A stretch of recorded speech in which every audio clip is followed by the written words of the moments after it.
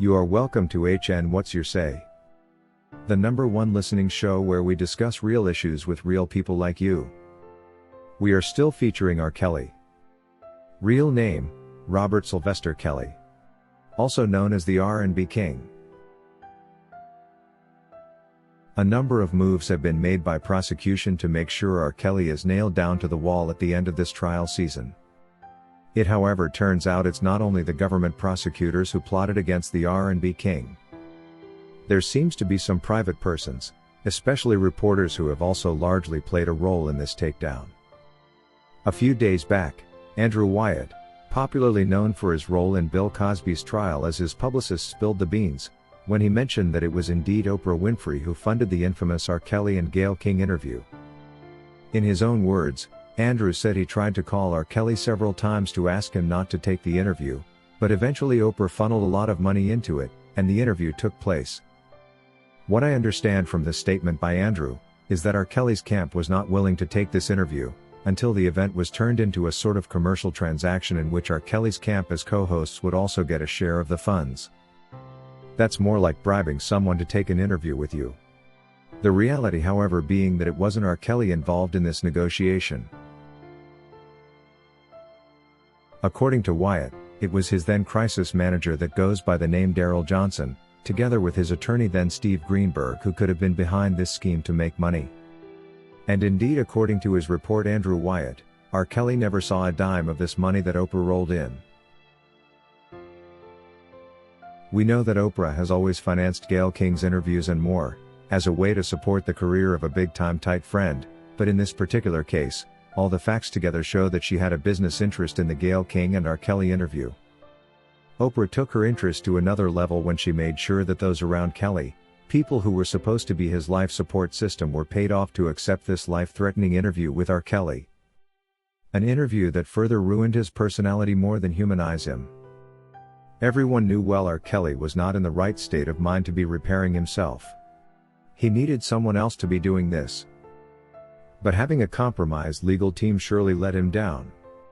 They coerced him with money to take the interview, money that he never got to see. I know Robert, I tried to stop Robert from doing the Gayle King interview. Yeah. And I called, and what Darrell did, he set the interview up, and Oprah funneled money in. And Robert never got to see a dime of it. Right after the interview, Oprah sent Gayle King a congratulations message in a tweet saying, "Bravo Gayle for calm and steady focus during the R. Kelly interview." In Oprah's eyes, Gayle was the hero from this interview. After all, she had succeeded in ruining R. Kelly's personality even further. Of course Oprah would be happy because the money she had funneled in was definitely going to come back to her.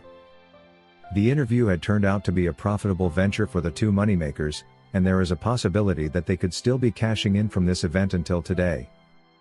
Just what happened to the Oprah who used to carry out investigative journalism into cases such as Kelly's, to detect situations where African American men were overcharged in cases like these?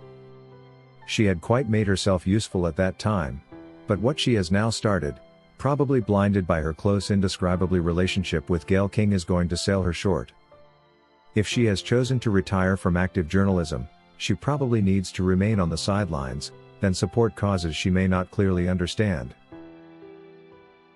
People need to realize that no one knows the exact agenda which these people have against R. Kelly. Involving oneself too much is therefore risky business, as one could end up losing their own reputation trying to belittle the R&B King.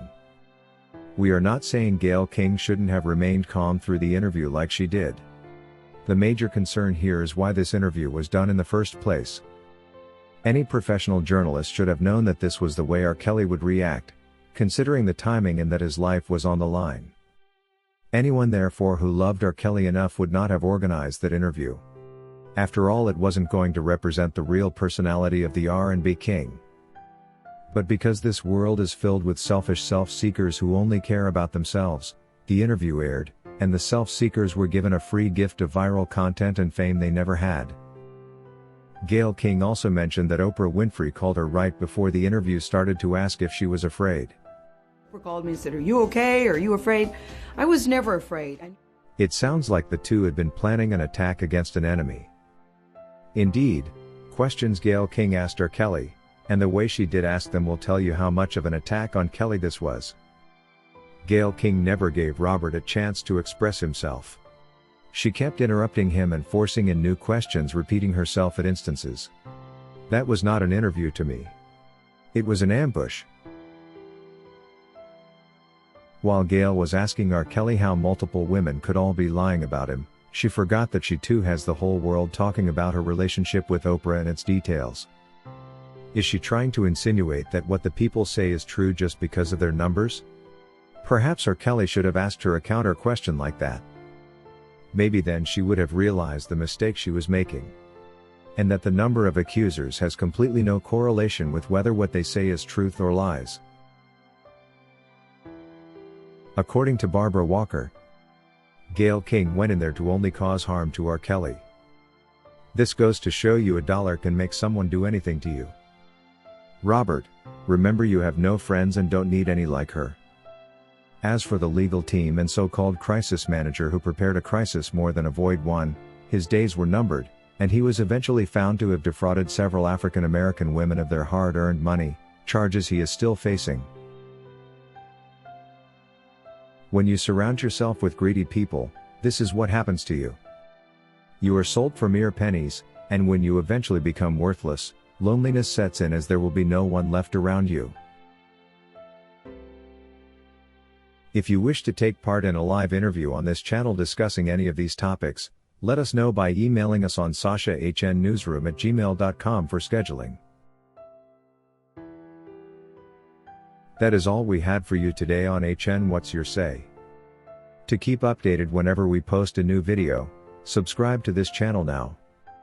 Also remember to hit the bell icon and enable notifications. And feel free to share your opinions with us in the comment section below, and let us know if you would like us to publish your views in our next release. We value all our subscribers' opinions.